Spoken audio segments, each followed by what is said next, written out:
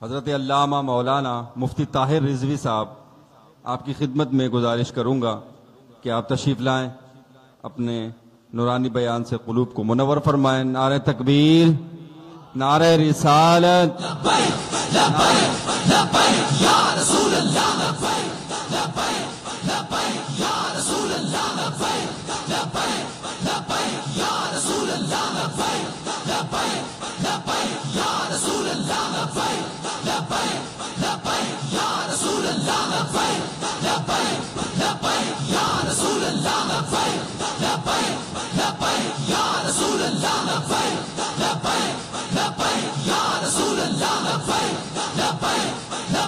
یا رسول اللہ،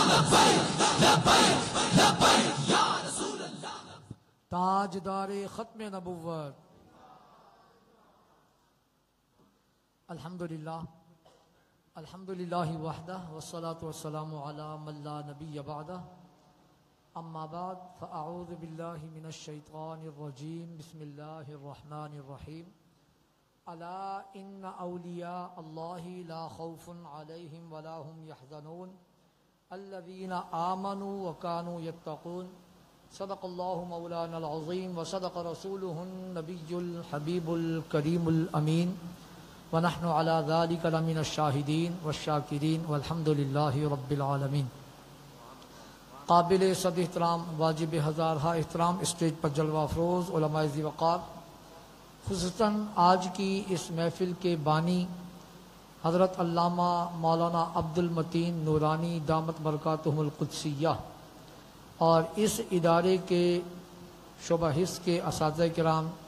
خصوصاً محترم جناب قاری محمد بلال اوان صاحب، تمام حاضرین محفل، السلام علیکم ورحمۃ اللہ وبرکاتہ۔ میں آپ کا زیادہ ٹائم نہیں لوں گا، اتنا پر مغز خطاب آپ لوگوں نے سماعت فرمایا، اب اس کے بعد کسی خطاب کی ضرورت تو نہیں ہے، مگر انتظامی امور کے حوالے سے مجھے کچھ منٹ کے لیے یہاں پر آنا پڑا، تھوڑی دیر برداشت کرنے کا بہت بہت شکریہ، اللہ تعالیٰ آپ کو جزا عطا فرمائے۔ بات چل رہی ہے عرس غوث الورا کی، اور بہت ہی پر مغز خطاب آپ لوگوں نے سماعت کیا،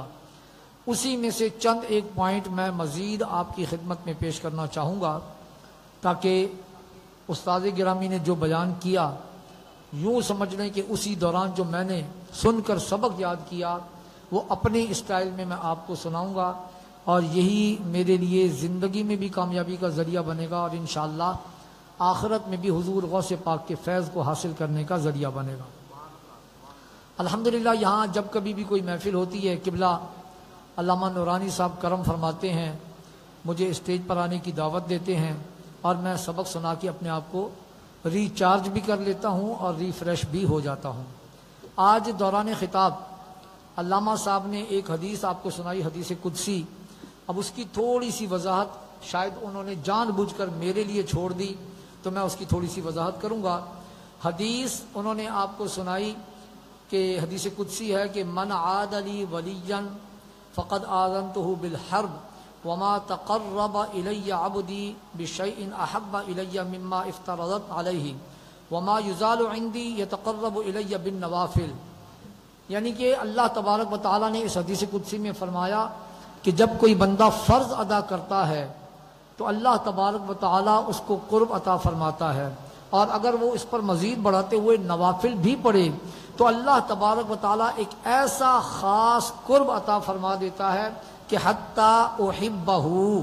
کہ میں ان سے محبت کرنے لگ جاتا ہوں، اور جب اللہ تعالیٰ محبت کرتا ہے تو ہوتا کیا ہے، فَإِذَا أَحْبَبْتَهُ كُنْتُ سَمِعَهُ الَّذِي يَسْمَعُ بِهِ وَبَصَرَهُ الَّذِي يُبْصِرُ بِهِ وَيَدَهُ الَّتِي يَبْطِشُ بِهَا، یعنی اللہ تعالیٰ فرماتا ہے کہ میں ایسا قرب عطا کر دیتا ہوں کہ بندہ جب بولتا ہے تو یوں سمجھیں کہ اللہ کے حکم سے بول رہا ہے، جب پکڑتا ہے تو اللہ کے ہاتھ سے پکڑ رہا ہے، یعنی اللہ تعالیٰ اس کو اپنی پاور عطا فرما دیتا ہے۔ تو یہ تو آپ نے حدیث علامہ صاحب سے بھی سنی، استاد گرامی سے، مگر اس کی وضاحت میں آپ کو ایک دو مثالیں پیش کرتا ہوں کہ دیکھیں، اگر میں آپ سے یہ کہوں کہ میں اپنی آواز کو یہاں سے بیٹھے بیٹھے لاہور پہنچا سکتا ہوں 1 سیکنڈ میں، تو آپ کہیں گے یہ کوئی کرامت تو نہ ہوئی، کیونکہ فون نکالیں گے اور لاہور بات کر لیں گے، مگر جس دور میں یہ نیٹ ورک اور یہ وائی فائی کنیکشن اور ڈیٹا وغیرہ نہیں تھے، اس دور میں اگر کوئی ایسا کر کے دکھائے نا تو یہ یقیناً یہ نوافل والی پاور ہوگی، یہی کرامت ہوگی۔ حضرت سیدنا عمر ابن خطاب رضی اللہ تعالی عنہ یا ساریۃ الجبل کہتے ہیں، 1 مہینہ یا 3 مہینے کی مسافت پر حضرت ساریہ کو وہ آواز پہنچ جاتی ہے۔ ایک شخص سامنے میتھمیٹک جاننے والا بیٹھا ہوا تھا، اس نے جناب تاریخ بھی نوٹ کر لی، ٹائم بھی نوٹ کر لیا۔ جب وہ لشکر جو ساریہ کے ساتھ تھا وہ واپس آیا تو اس نے کہا کہ بھائی کچھ عرصہ پہلے اتنے دن ہو گئے، کیا ایسا کوئی واقعہ ہوا کہ تمہیں سیدنا عمر فاروق نے آواز دی ہو؟ کہنے لگے ہاں،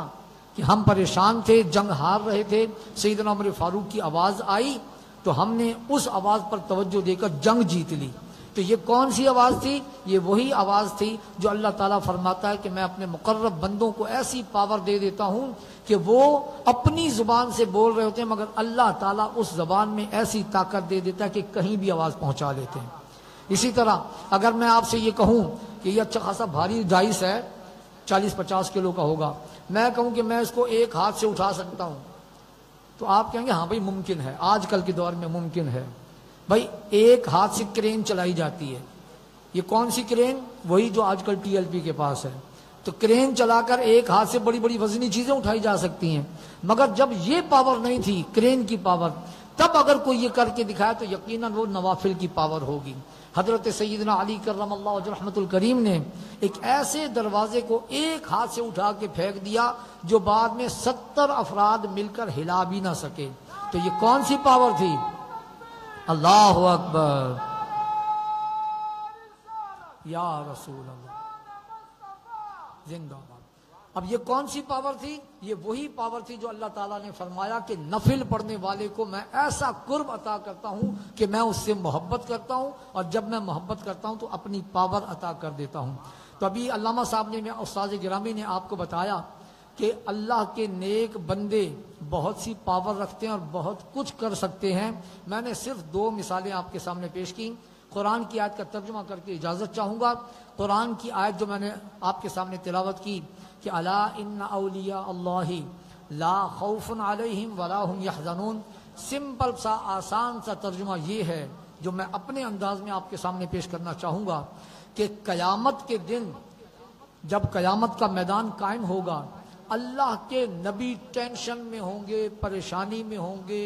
اپنی امت کے خوف میں مبتلا ہوں گے، مگر جو طبقہ وہاں پر بے خوف ہوگا، اللہ نے اس کا اعلان اس آیت میں فرما دیا کہ الا ان اولیاء اللہ لا خوف علیہم ولا هم یحزنون، نہ دنیا میں کوئی خوف اور نہ قیامت کے دن کسی چیز کا غم، کیونکہ ان کی امت تو ہوگی نہیں،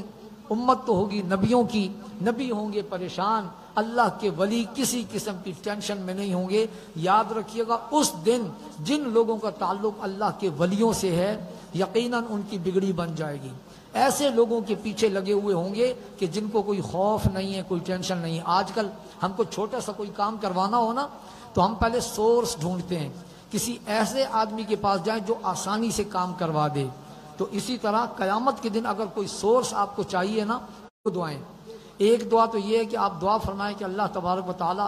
عبد المتین نورانی صاحب کی تمام پریشانیاں دور فرمائے، جس نیک کام میں وہ لگے ہوئے ہیں جتنی بھی رکاوٹیں اللہ تعالیٰ وہ دور فرمائے۔ اور دوسری دعا آپ میرے لیے فرمائیں کہ آج کل میں ان سے بہت ٹائم مانگنے کی کوشش کر رہا ہوں، یہ ملاقات کا ٹائم نہیں دے رہے، تو آپ دعا فرمائیں کہ یہ مجھے کوئی ملاقات کا ٹائم دے دیں، اللہ کرے آپ کی دعائیں قبول ہو جائیں۔ وما توفیق الا